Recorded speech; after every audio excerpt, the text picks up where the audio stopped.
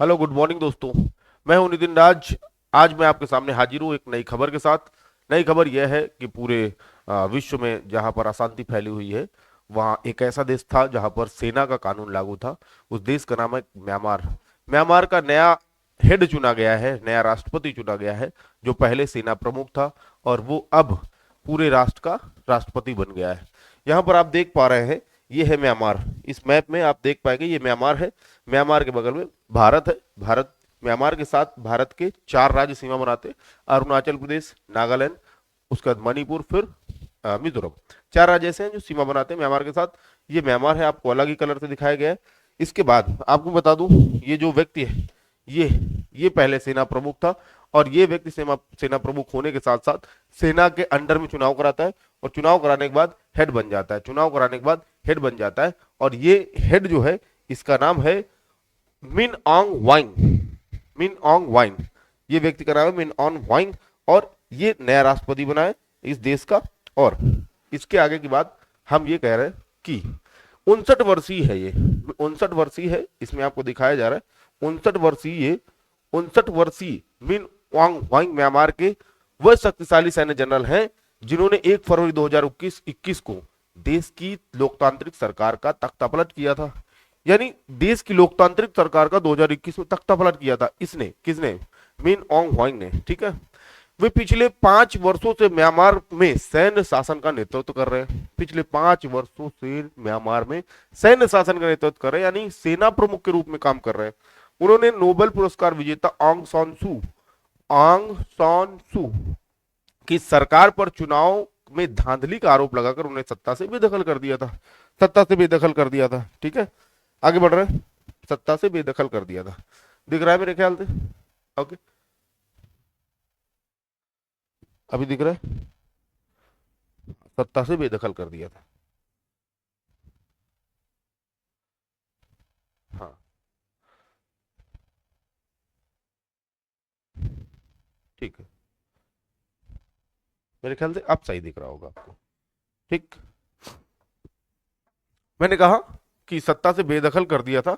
अब लिखे, अब राष्ट्रपति के रूप में वे अपनी अंतरराष्ट्रीय छवि को सुधारने और अपनी सरकार को वैध दिखाने की कोशिश कर रहे हैं, ताकि के पड़ोसी देशों और वैश्विक संगठनों के साथ बेहतर संबंध स्थापित हो सके। क्योंकि दुनिया में अगर आपको राष्ट्र घोषित होना है तो फिर दुनिया के देशों के साथ संबंध स्थापित करना पड़ेगा।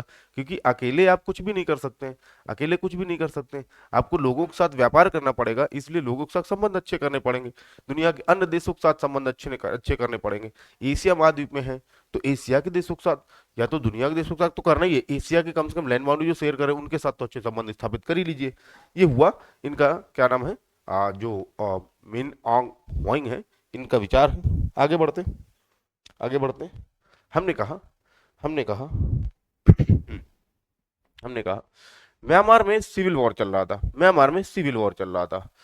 सिविल वॉर चल रहा था, यानी म्यांमार में, यहाँ लिखा है म्यांमार में सिविल वॉर, गृह युद्ध की हालिया स्थिति यह है।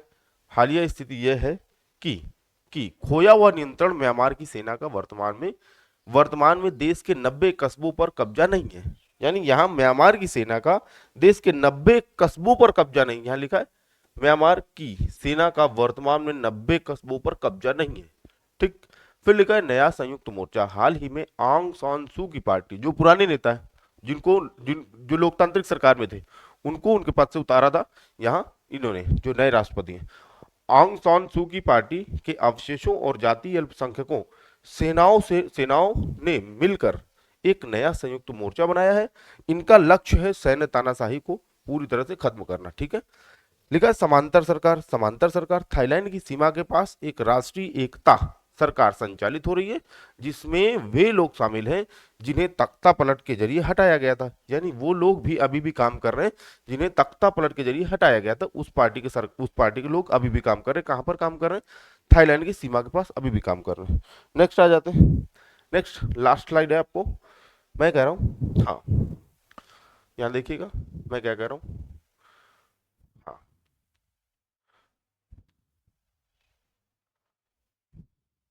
आइए। मैंने कहा तख्ता पलट के जरिए हटाया गया था। इसके बाद देश वर्तमान में गंभीर आर्थिक बदहाली और सशस्त्र संघर्ष से जूझ रहा है, क्योंकि दुनिया में सशस्त्र संघर्ष से जूझना सबसे बड़ी समस्या होती है, जो नए राष्ट्रपति के लिए सबसे बड़ी चुनौती है। ये नए राष्ट्रपति जो हैं इनके लिए सबसे बड़ी चुनौती है। और दूसरी चुनौती है अंतर्राष्ट्रीय दृष्टिकोण और चुनौतियां, इनके बाद देखते हैं। अंतर्राष्ट्रीय दृष्टिकोण से चुनौतियां क्या है, लिखा चीन और आसियान जैसे पड़ोसी देश वांग की नई औपचारिक सरकार के साथ संबंधों को मजबूत करने पर विचार कर सकते हैं। यानी दुनिया के देश इनके साथ संबंध मजबूत करने पर विचार कर सकते हैं, जिससे विद्रोही समूहों पर दबाव बढ़ेगा या बढ़ सकता है। हालांकि पश्चिमी देशों में म्यांमार की इस नई राजनीतिक व्यवस्था और चुनावों को खारिज कर दिया है। पश्चिमी देशों ने यानी इधर वाले देशों ने इस म्यांमार की सरकार को और चुनावों को खारिज कर दिया है, जिससे म्यांमार का अंतरराष्ट्रीय अलगाव खत्म होना मुश्किल नजर आ रहा है। अंतरराष्ट्रीय अलगाव खत्म होना मुश्किल नजर आ रहा है। मेरे ख्याल से आपको क्लास अच्छी लगी होगी। आपने जाना होगा कि ये कौन है, ये कौन है, ये कौन है, जिनका नाम मिन ऑन्ग व्हाइन। ये मिन ऑन्ग व्हाइन है। ये दुनिया के मैप पे ये दुनिया के मैप पे यानी ये एशिया के मैप पे आपको दिखाई दे रहा है क्या? दिखाई दे रहा है म्यांमार।